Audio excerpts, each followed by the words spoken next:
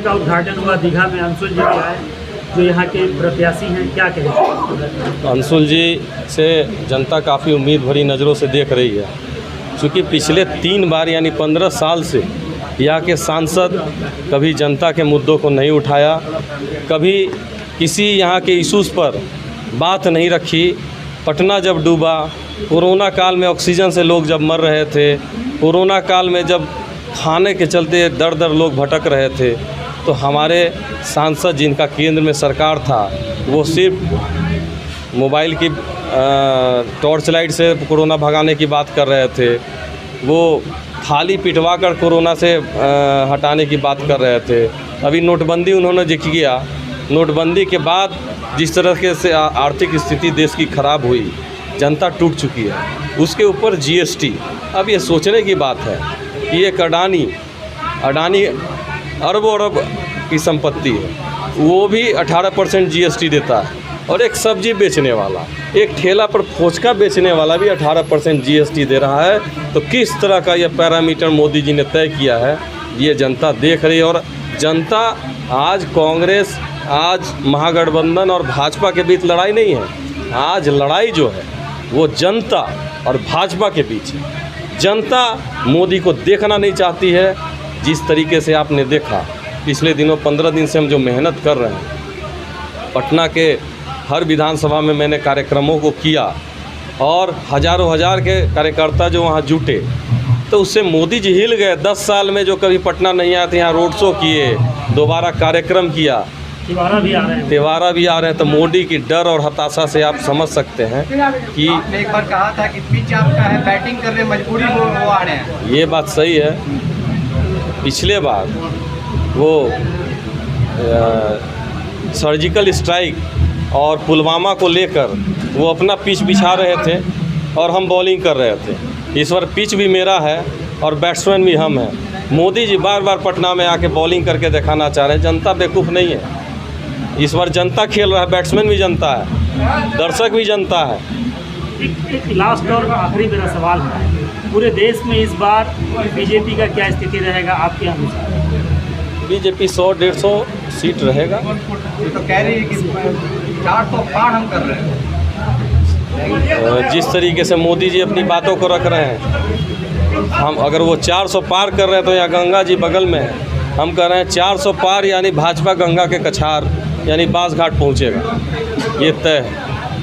देखा गया है एक 17 साल का बच्चा है जो वोटिंग कर रहा है, 8 बार वोटिंग किया है, वो भी भाजपा को वोटिंग किया है, क्या कहेंगे? पिछले बार जो ईवीएम क्या कहेंगे? जिस तरीके से आप देख रहे होंगे, पिछले दिनों अखबारों में आया कि जिस दिन काउंटिंग कंप्लीट हुआ ईवीएम मशीन का, और उसके 5 दिन के बाद रिपोर्टिंग में 5%, 2% वोट परसेंटेज बढ़ा है, तो चिप का घोटाला भी सामने आ रहा है। और जिस प्रकार से दिखाए जा रहे हैं, सुप्रीम कोर्ट में सवाल जवाब हो रहा है, तो मोदी जी का जो भी स्पष्ट नीति है, ईवीएम में उनका जो संलिप्तता है वो सामने भी आ रहा है। लेकिन इस बार जनता लड़ रही है मोदी जी। जनता ने ईवीएम का खेल नहीं चलने वाला है, बिल्कुल नहीं चलने वाला। लेकिन वो तो कह रहे हैं, भाजपा के प्रवक्ता कह रहे हैं कि अगर कांग्रेस अगर हारती है तो फिर ईवीएम का नाम लेकर वो जपेंगे। देखिए, जब हम जीत रहे थे तो भाजपा भी यही काम कर रहा था। हम ठीकरा ईवीएम को लेकर सरकार पर इसलिए बोल रहे हैं कि हमने कई बार इलेक्शन कमीशन से समय मांगा ईवीएम को लेकर, उन्होंने समय नहीं दिया, हमें सुप्रीम कोर्ट जाना पड़ा, सुप्रीम कोर्ट में कई सवाल जवाब हुए, और आज जिस प्रकार से वोटिंग के दिन और 5 दिन के बाद दो वोटिंग परसेंट में डिफरेंस है, तो ये कहीं ना कहीं शंका के दायरे में है। और इस बार पटना साहिब लोकसभा में क्या होगा? इस बार पटना साहिब लोकसभा में अंशुल भैया आए हैं, और आप जैसा कि देख रहे हैं कि 5 साल से कितना लोग यहाँ पे प्रॉब्लम से त्रस्त हो चुके हैं। रविशंकर जी तो किसी के यहाँ जाते ही नहीं हैं, क्योंकि वो जनता तक देख रही है कि आप विकास छोड़िए ना, कहीं बुलाते भी हैं तो आप जाते नहीं हैं। और अंशुल अभिजीत पटना के बेटा है, हमारे साथ रहेंगे, सारे यूथ के साथ रहेंगे, महिलाओं का सुरक्षा पे ध्यान देंगे, महिलाओं को जो भी तकलीफ़ होगी उस पर ध्यान देंगे और हमारे बीच रहेंगे। इसलिए अंशुल अभिजीत जी जीतेंगे, हम सब लोग उनके साथ हैं। इंडिया गठबंधन पे भरोसा है पूरा पटना? पूरी भरोसा है। और जैसा कि हमारे लोकप्रिय नेता शशि भैया जैसा कि आप लोगों को समझाए हैं कि जिस तरीके से हम बीच पे इस बार परफॉर्म करने वाले हैं, ये चीज़ तो मोदी जी और बीजेपी दोनों समझ जाएगा। भाईजान, यहाँ तो इस बार इंडिया गठबंधन कांग्रेस पार्टी सत्ता में वापस आ रही है? सत्ता में वापस आ नहीं रही है। आपका सवाल थोड़ा सा उसमें चेंज करना है हमको।